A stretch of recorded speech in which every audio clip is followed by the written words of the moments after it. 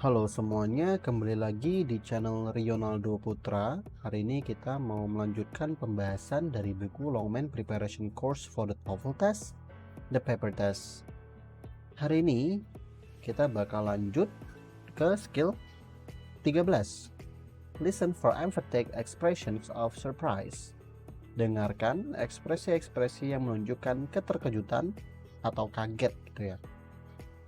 Jadi maksudnya dari skill 13 ini, kalau kita mendengar dari pembicara kedua bahwa dia itu seolah-olah kaget gitu ya, itu berarti dia nggak percaya bahwa sesuatu itu sedang terjadi.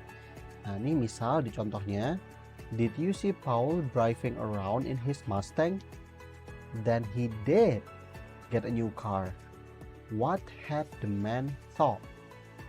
Nah di sini kalau kita lihat dari naratornya, itu umumnya mereka menggunakan kalimat tanya seperti ini. What had the man thought? Ada kata-kata thought. Atau what had the man assumed? Ada kata-kata assume, yang berarti apa yang mereka pikirkan atau apa yang mereka asumsikan. Nah, dari pembicara kedua itu juga ditandain, itu ada kata-kata did ya, yang ditulis dengan huruf kapital. Nah, ini juga cara membaca kata ini itu menggunakan intonasi yang naik ya, yang berarti dia nggak percaya gitu. Nah, maksudnya di sini si the man ya, itu nggak percaya bahwa si Paul punya mobil baru. Tinggal kita mencari jawaban yang memiliki makna yang sama dengan pembicara kedua atau the man ini. Oke, sekarang kita coba lihat jawabannya. Yang A, Paul would definitely get a Mustang. Yang A ini nggak pas karena yang dimaksud di sini Paul sudah pasti akan mendapatkan Mustang.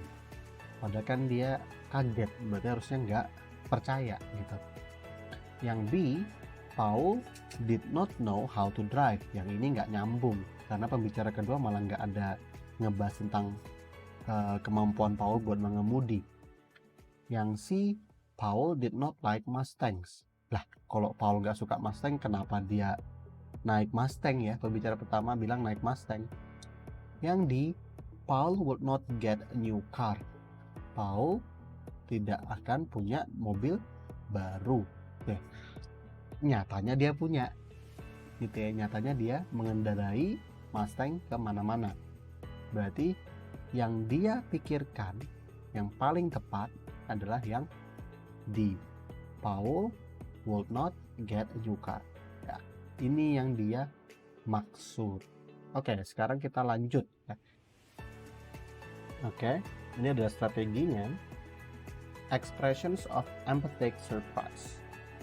Di sini ada beberapa contoh ekspresi yang digunakan untuk menunjukkan keterkejutan ya, emosi keterkejut gitu. Yang pertama itu ada B ya. B ini is, are, was, were ya. Nah, di sini ada kata-kata with emphasis. Semuanya menggunakan emphasis, artinya ada penekanan di kata-kata itu. Contoh, then he is here.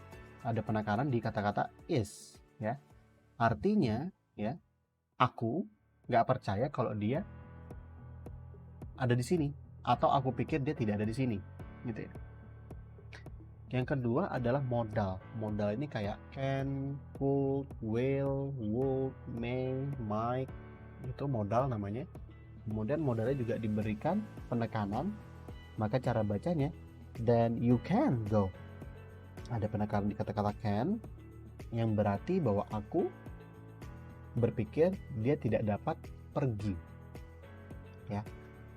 Kemudian ada present tense. Di sini menggunakan do atau does ya. Kalau di present tense itu menggunakan do atau does. Contohnya lagi semua diberi penekanan, then you do play tennis, yang berarti asumsiku adalah aku tidak tahu atau aku menyangka bahwa dia tidak bisa bermain tenis atau tidak bermain tenis. Nah, kalau untuk yang past tense ya, ini menggunakan did. Maka ada penekanan di kata-kata did-nya, dan she did read it. Aku pikir dia tidak membacanya ya. I thought she had not read it. Kemudian kalau untuk perfect tense, kita beri penekanan di have-nya. Ya. Perfect tense di have-nya. Jadi kalau misalnya present perfect di has atau have-nya, kalau past perfect di have-nya. Oke, di sini akan kita baca dengan cara then he has gone there. Oke, yang berarti I thought he had not gone there. Aku pikir dia belum pergi ke sana. Gitu ya. Jadi serba keterbalikannya, ya. He is here. You can go. You do play tennis. She did read it.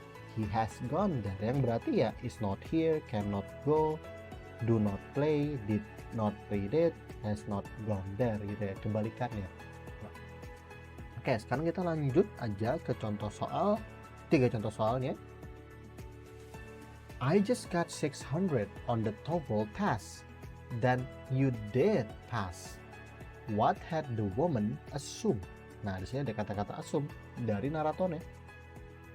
Apa yang diasumsikan atau apa yang dikira oleh si perempuan, ya. Di sini ada kata-kata did pass, ya.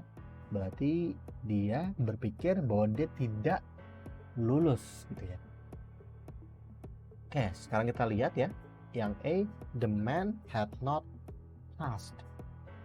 The man had not passed. Ini kalau kita lihat the man had not passed ini berarti ya dia percaya bahwa dia tidak lulus. Berarti yang A ya, tapi kita coba bahas ya, kita lihat jawaban yang lain ya.